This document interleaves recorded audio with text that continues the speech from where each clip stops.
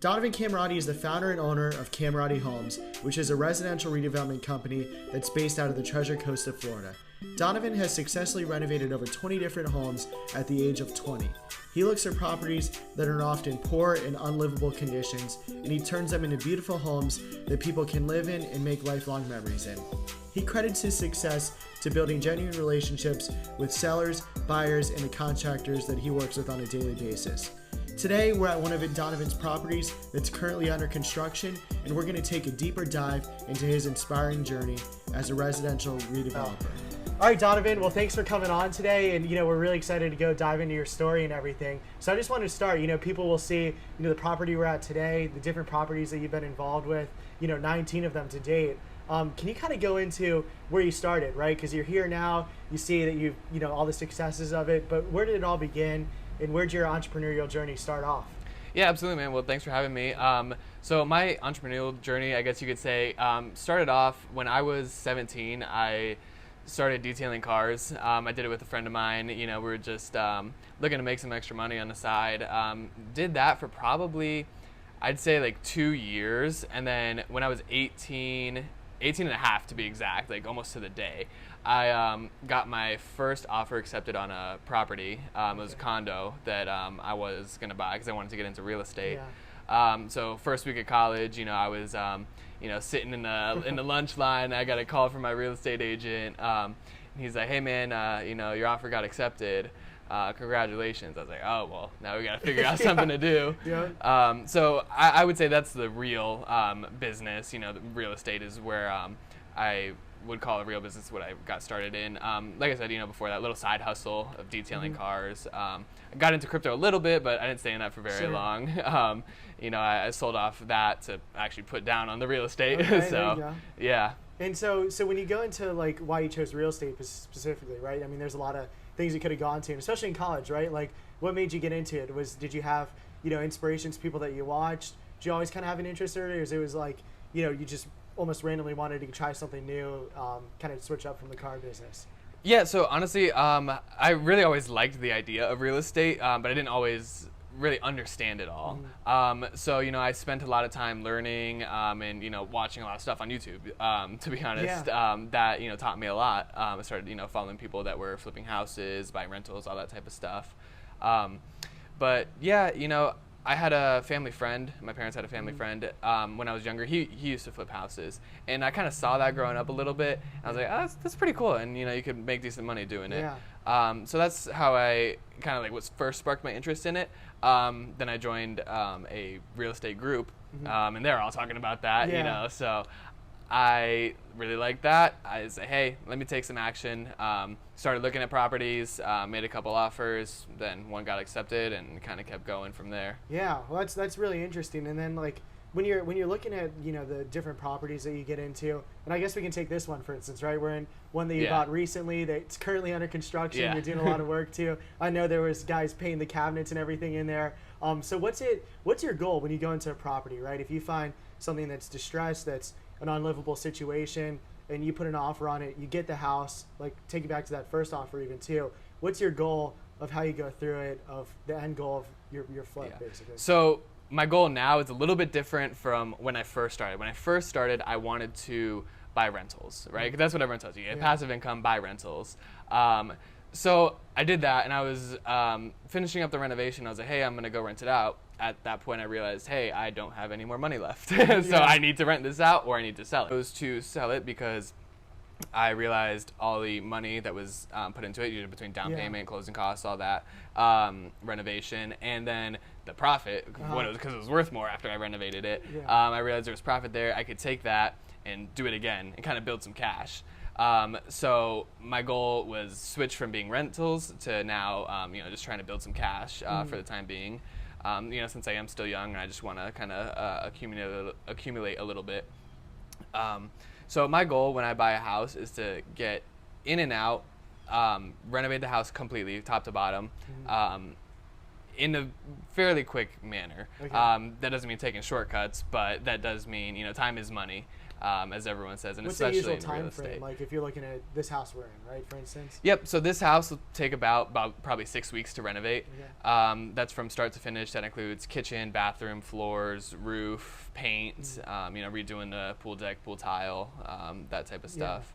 So that's a full renovation, but it's not like a full gut where we're getting everything down to studs, replacing electrical. So something like that take 4 to 6 weeks to do. Okay. And those are kind of like my bread and butter ones, where I like to get in and out fast. I don't like getting into the custom stuff too much. Okay.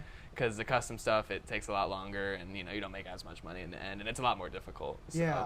So so I know in a lot of your videos and stuff you talked about kind of the different processes that you go through of really systematizing everything to get it to the most efficient way, and then also even highest quality too, right? Because you're doing it over and over. How'd you kind of come up with that process? And I'm sure it came from a lot of people who have done it successfully in the past. Could you kind of dive into that a little bit? Yeah, absolutely. So when I, like I said, before I started, I tried to learn as much as I could. I spent probably 6 to 9 months just learning before I really ever did anything with it.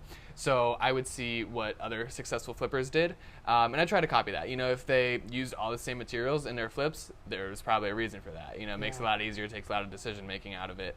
So now that's what I do. I use pretty much all the same material on all my flips. Now I got a couple different packages for more expensive or cheaper houses, but it's all pretty much the same. So learning from other people and what they do, especially if they're super successful, I try to implement that as well. Okay. Yeah. And then as far as the construction process, like, how many, you see all the stuff all the time where you've got different people coming in, and how many different contractors do you work with and stuff to make it happen? Like, I guess if you were to walk through kind of the process that you've built for, when you flip a house, when you're using the same materials, kind of similar designs, what I guess was like the process of how many different contractors you have coming in, and really what do they do to it? Like, what's the main things that you do to increase the value? Yeah, so the contractors, now that I've worked with them a little bit, they kind of know what I like and how I like things done. They're familiar with the materials. So, they for the most part, they know how I like things done, like I said, and they don't have to ask me too many questions. And that's just a matter of, repetition and doing it. I do try to give them tools to make it easier and simpler for them. Like, I give them a bid package. I'll say, hey, you can fill this out, and it'll tell you exactly what my material cost is, what materials I want to use. Like, I want to use certain light switches and certain plugs. They're going to bid for that. And I have my prices already in there. So I do try to make it easy for them, as well as doing things in the proper order, right? Like, you want to finish all the drywall before you paint. You don't want to have to be fixing drywall after you paint and then have to repaint again. So making things easy on them is important, because then they're going to want to keep working with you. And paying them on time especially is important. That helps. Yeah. Yeah, and I mean, I think it goes back to kind of, what we were talking about earlier before this interview, is really the importance of relationships. And I'm sure that has a lot to do with, the people that you have working on these projects and stuff. Could you kind of maybe dive into that? Like, I guess early on, right, you probably did it a lot when you had your car detailing business, building those relationships. And maybe, like, I guess what's your best relationship building advice of, somebody who's like, take you back to 18 years old, right? You have your friends, right? But you don't really have too many outside connections at all. Kind of want to start building those, building your networking circle and everything like that. What's some of the main things that you would do going back and that you do now that really helps you succeed in that? Yeah, absolutely. So I always say relationships are the backbone of your business. Like, my business now primarily is word of mouth, and that's how I get a lot of my deals. Yeah, I still do go out and look for some, but I get a lot of referrals and word of mouth, people bringing deals to me. So relationships are probably the most important part of my business, and that's what I spend a lot of my time doing. I'm always going to real estate meetups. I'm always going to events, trying to network, trying to meet people. And that is, if I could go back and tell my 18-year-old self something that's super important, I would say spend as much time as you can trying to meet people and focus on quality relationships. And I have learned also through doing this, sometimes saving the relationship is more important than the money. Maybe I could either burn a bridge, make a couple extra bucks, or keep that bridge intact, maybe lose out on a little bit of money, but in the end it's going to be worth it, because things go around real quick. Wildfire spreads. So yeah.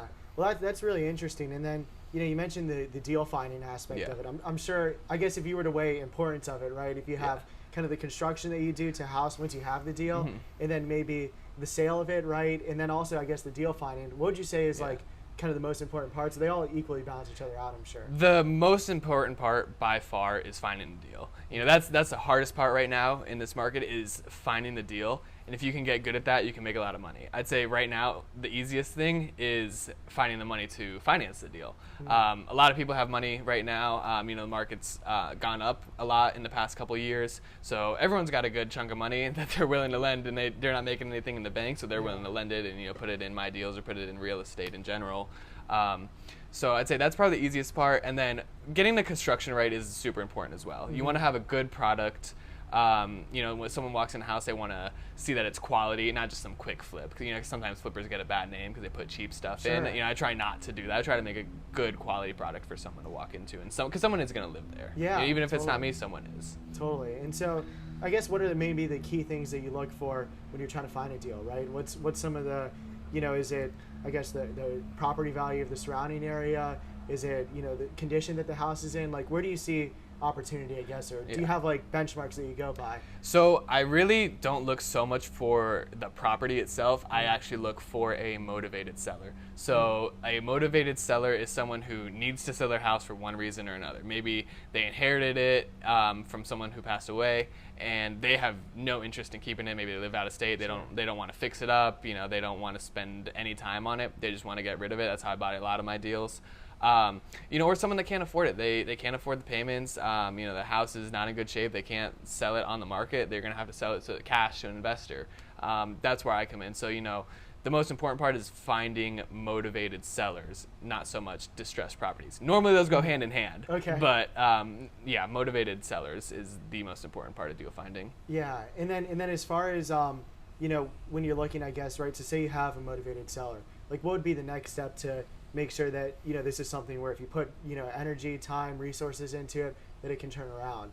Would you say that it's finding the seller that wants to get at a good deal, and then what comes next, I guess, right, and verifying whether this is a good buy for you, where there's a lot of value that you can add, or whether maybe it's not, right? Maybe you put the money in and it won't sell for a high price. Yeah, so in real estate, you always make your money when you buy. You just realize it when you sell. So buying at the right price is the most important thing if you're actually trying to make money, right? And there are a lot of costs that go into it too. People don't realize that. It's not just what you buy the property for, what you put into it in the renovation, and minus that, and your sale price is the profit. It's not. There's cost to borrow money. There's closing costs. There's commissions. There's lots. So knowing your numbers is important. Yeah. But yeah, what was the first part of that question? Yeah, no, just I think that answers it. Of I guess what do you do to make sure if you have your property, do you oftentimes do you look at kind of the marketplace around it, right? Because you'll see a lot of realtors say that, right, where they're you have your house that's, say it's worth $400,000, and then there's properties around it that are worth a little bit more. Could you maybe do a couple of improvements to get it to that higher price? Yeah. Or to sometimes is that a big factor, would you say, when you're going into?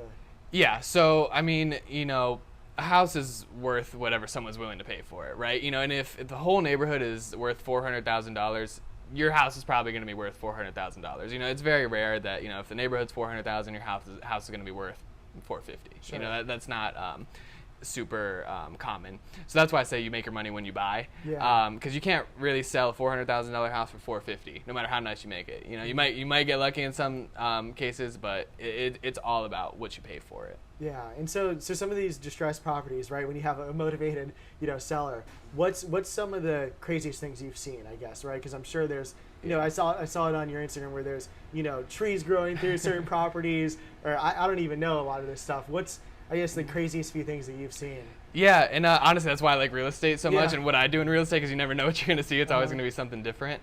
I'd say one of the craziest things I've seen are, hoarder houses with stuff stacked to the ceiling, you see on TV. Those are real and they're everywhere. That as well, I've seen dead animals in houses. I've seen dead cats, just rotting away more than once.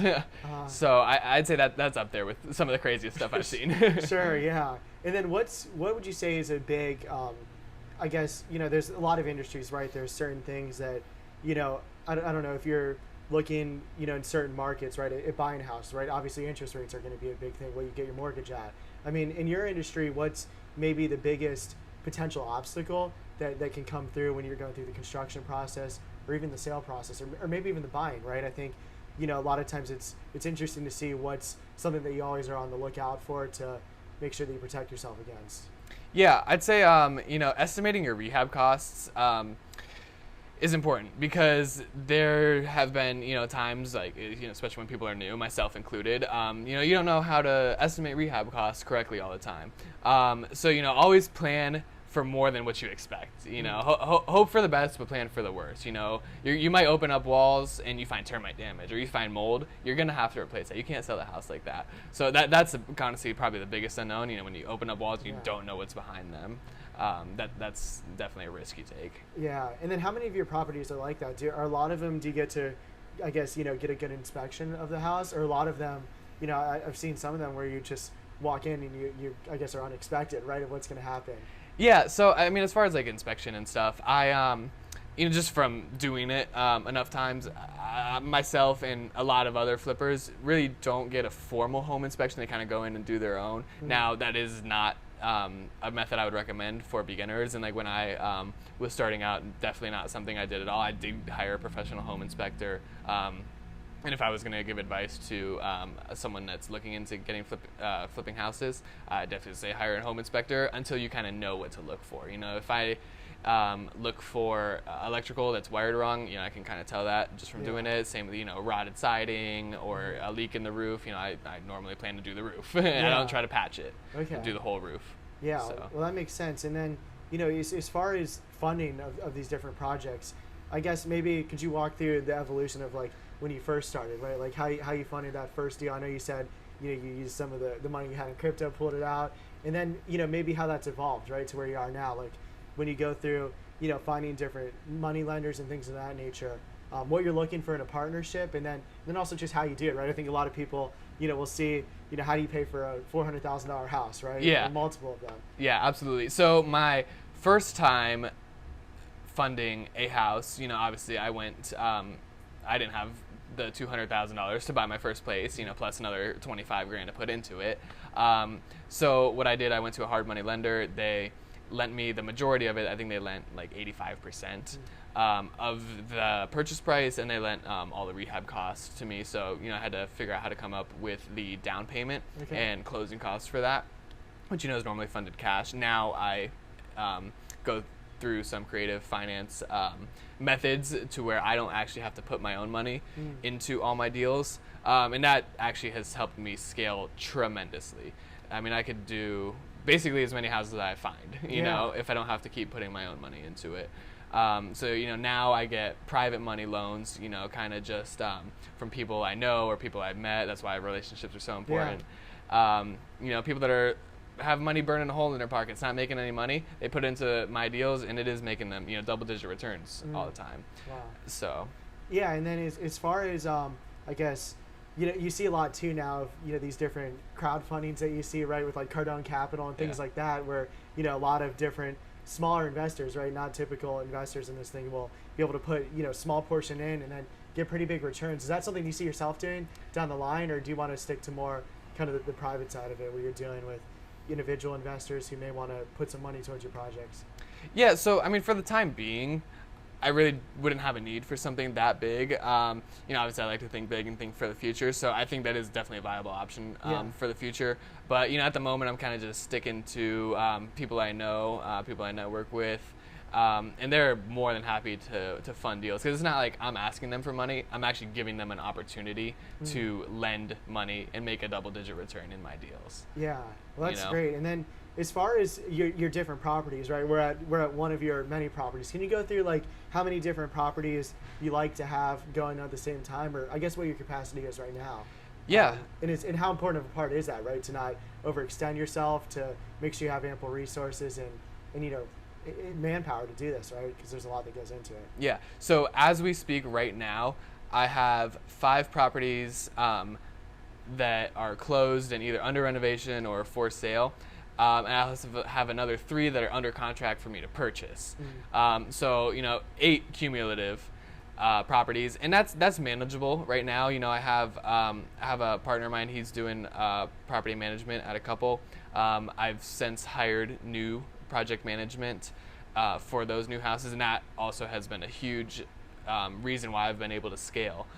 If I'm able to spend my time finding new deals, finding money, while they manage the projects, then I can buy a lot more houses versus if I'm managing the projects myself. Yeah, well, that makes sense. And then, when you're talking about these different lenders, right, that you use to fund your different projects, I guess a lot of things that, a lot of people in any business, right, that are 20 years old, that are like, just getting into it, that have been doing it for a few years. And honestly, one of the biggest objections is going to be, you're 20 years old, right? What do you say to that? Do you view it as like a strength that you're this age, that you can maybe add something to the table that, a 60-year-old person who's been in it for 40 years can't?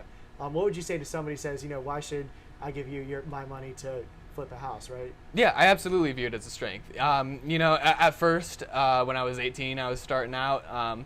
It was a little bit harder, but once I had proven myself a little bit, people were like understanding that I actually do this, and I'm actually flipping houses, and I can actually pay your money back. I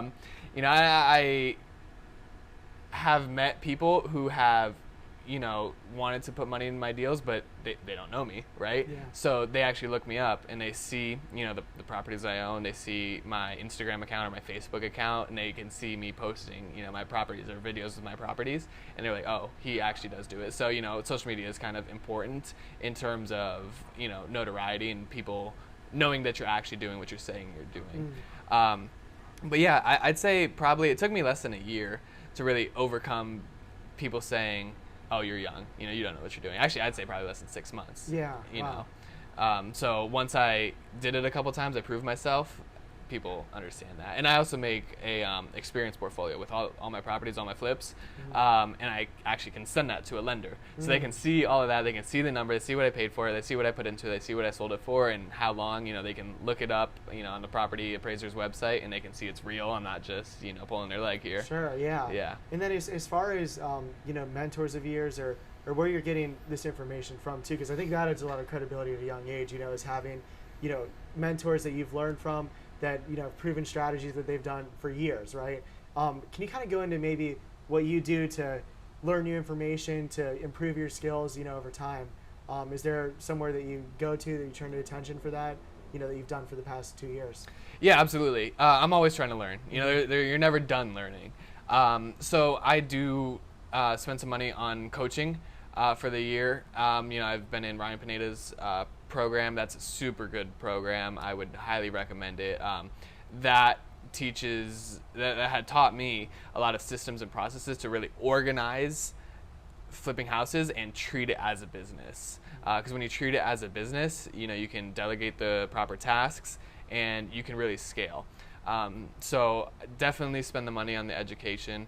And talking with people who have done it before is the best way to do it, in my opinion. Yeah, and then what's in the future for you, right? You've been doing this now. You've got 19 under your belt. I'm sure much more in the process.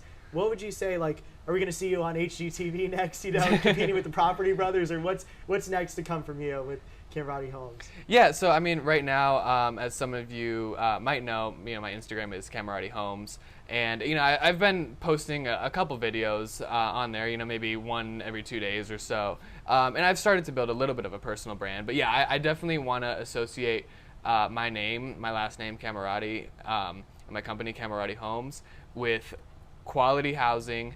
I want to put a good product out there, and like I said earlier, my huge part of my business is word of mouth, so it does get around. I also want to make it super easy when I'm purchasing properties. I want to say, I want people to think, hey, I've heard Camarotti Homes makes it super easy for me to sell their house to them.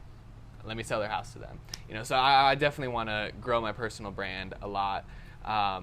And that is one thing I've learned in those coaching programs as well. Personal brand is everything. You hear Cardone Capital, who do you think of? Grant Cardone, right? Yeah. So that's why I want to build personal brand and continue doing that. And as far as advice, I think that when people look at your story and what you've been able to do at such a young age, there's a lot of, let's call it 18, young 20s who, are maybe going to school, right? Or maybe they're out of school, they have a good job, and they're kind of in like a secure position, right? They can, do things. They like their life. They don't have to face too much risk or stress, right? As you probably face a lot of. But, maybe they are missing out on certain things. Can you go through, I guess, what your experience has been, taking the risk to, I guess, go above and beyond and really pursue your passions and your dreams with this, and maybe what's been super valuable about that, things that you've gotten out of it that you wouldn't have, right? If you're just a normal college student, who wasn't doing anything too much outside of the classroom, right? Which a lot of people are in. And what would you say is the biggest advice if somebody's in that position, right? Of, where they're doing well, but maybe they're scared to take that jump to go out and pursue what they really want to do? Yeah, I'd say, to answer the first part of your question, I never really felt like I was missing out. I would not go to, parties sometimes, or I'd stay in it because, I had work to do. I never felt like I was missing out because I knew I'm working for my future. And now, after doing this for almost 2 years, I actually kind of see the progression now. It's finally turning over, and it's finally feeling like something is, getting done, and it's feeling like a business now. But yeah, I would say to the second part of your question is, I've been very comfortable with risk, and you can't get too happy, you can't get too sad. That's something my dad always told me. If you hit it big, you do a great deal, you celebrate a little bit, but just go on to the next, right? Same thing, if you do a deal that's not that great, you don't make a lot of money on it, maybe even you lose a little bit, don't get too sad about it either. There's going to be another deal that you can make up for it. Look at all the good deals you've done. So yeah, I've been comfortable with risk, and that hasn't really been a problem for me. Maybe because I'm young, maybe some people that are a little bit older might feel differently. But yeah, I've been comfortable with risk. And I mean, maybe like I said, it's because I'm young. I have time to get it back. Sure. But I'm not sure if that'll really change when I'm older. Well, I guess we'll have to see. Yeah, and then as far as I guess to recap, if you had Camarotti Homes, like a perfect use case scenario of what you've done, right? Of your favorite property that you've done, right? From where you bought it to where you took it. Could you walk us through an example of that so people can see really your whole vision come together? Yeah, absolutely. I'd say my favorite property right now is one I'm actually working on, that we just started work about a week and a half ago. It was a hoarder house where you couldn't even see the floors. Things were like stacked to the ceiling. So that's going to be a huge transformation when it's done. And we cleared all the junk out. We cleared it out in a day. Not me personally, but the junk guys. But yeah, it's a huge difference. That's what I really like to see. Now I'd say maybe the favorite project I've completed. It was this bigger house. It was a 3-bedroom, 2.5 bath, 2,800 square feet. We took it and converted it into a 4-bedroom, 3-bath, 2 master suites, and 3,300 square feet under air. Make a huge kitchen, double island, like I said, 2 master suites, and I think that was another huge transformation, and that's why I really like that. The big transformations. Absolutely. And what motivates you to do all this, right? You see a lot of, like you said, flippers who will go in and just put the cheapest things in possible, the lowest quality. And they're just in it for the money strictly. And then there's other people who have grander visions, right, for their personal brand, what they want to put out to their community, things like that. What would you say drives you to do what you do? Yeah, well, a big thing is if my name is on it, I want it to be good. That's one reason I changed to Camarotti Homes. That really motivates me to do things right, because if something's done wrong, it's going to come back to me, and that's my name. I don't want to risk that. So that is one reason. I would say, those people that are just, in it only for the money and not to actually build a business, they might be here for a couple months, they might be here for a year or two, and then they're going to be gone. They're going to be doing something else just to try to get a couple bucks. I always like the idea of going deep into one thing, not so much wide into a lot of things. So, I took flipping, focused on flipping. I want to get really good at it. I want to put out quality products. I want to make it a good experience for people selling their house. And I think that is what could set myself apart from someone who's just trying to get in and out, do cheap stuff, just in and out for the money.